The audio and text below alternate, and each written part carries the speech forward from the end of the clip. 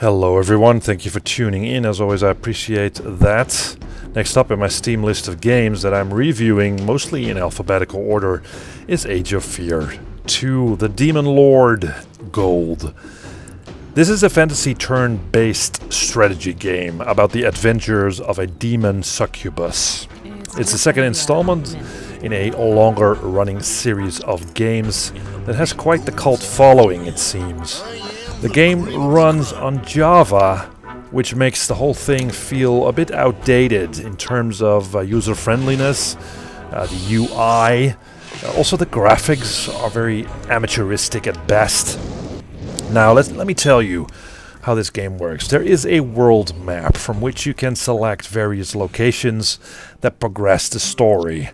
And you'll hear an awful voice-over that will tell you a little bit about what is going on. But that's just before the battle. And before each battle, you can outfit your units with certain items and relics that you gather throughout the course of the game. The actual battle maps your units will spawn upon are pretty boring to look at. They're empty and there's really nowhere to hide or to use anything in the environments in your advantage during the battle. Maps do have sometimes hazardous effects on units, like for instance there's a swamp map that makes it so that your units have restricted movement, for instance. Also, there is a map that takes place in a cold place, which makes it almost impossible to effectively use fire spells, so they will do less damage.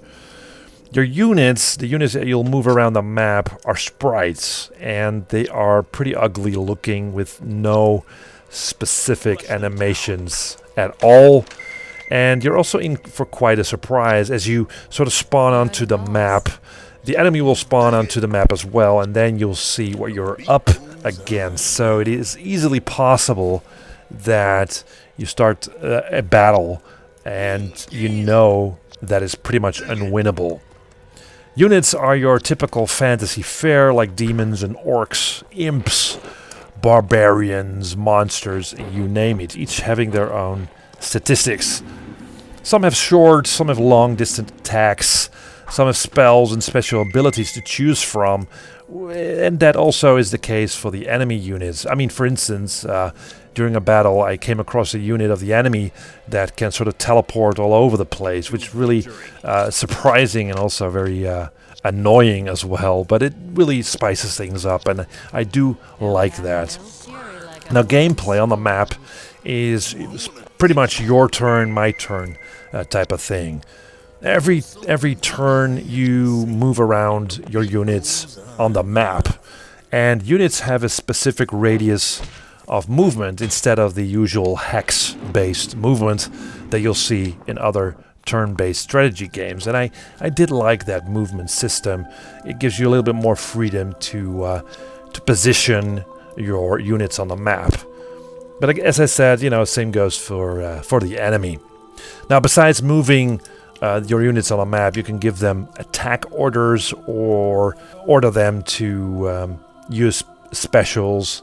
And this battle system is really hit or miss. I mean, literally. You either hit or you miss, based on what pretty much seems to be a percentage of success.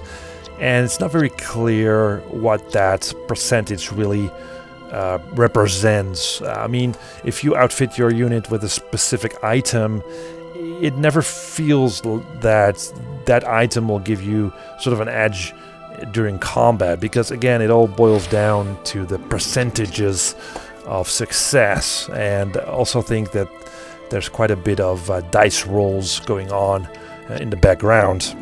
But again, I'm just guessing here, I don't really know. But again, it never feels like you're actually making like a real impact with using the items and the relics that you'll find. So basic strategy in my case mostly boils down to keeping your hero and long-range units at the back and the fast ones up front, the cheap grunts. And the AI of the enemy units, I have to say, isn't that shabby. It will go after your most prized units. They will pack together. They will try and flank you. And when outnumbered, they will try and run and turn their backs on you, which allows you then to pursue them and try and backstab them. So you do a lot more damage when they have their backs turned to you, of course. So that's really nice, sort of a strategy thing that's going on. Although otherwise, I did see instances where the enemy does put forward their hero unit, which did not really make a lot of sense most of the time. So it's sort of a hit and miss as well. But after battles, you get to upgrade your units, which becomes kind of tedious after a while because there's no auto upgrade option for people like me who just want to get to the next battle fast. So in conclusion, there's quite a bit of enjoyment here if you can stomach the outdated graphics. And I have to say, this game is quite addictive. It has that quality of one more battle, because most battles won't take you that long, so it's easily done just to fire this game up and just play one more battle. And I do think there isn't really anything particularly wrong with this game. I think there are pretty much better games, better turn-based strategy games available, but I did quite enjoy this one, so I have to say that this is quite an enjoyable little turn-based strategy game. Thank you guys for watching, and see you next time.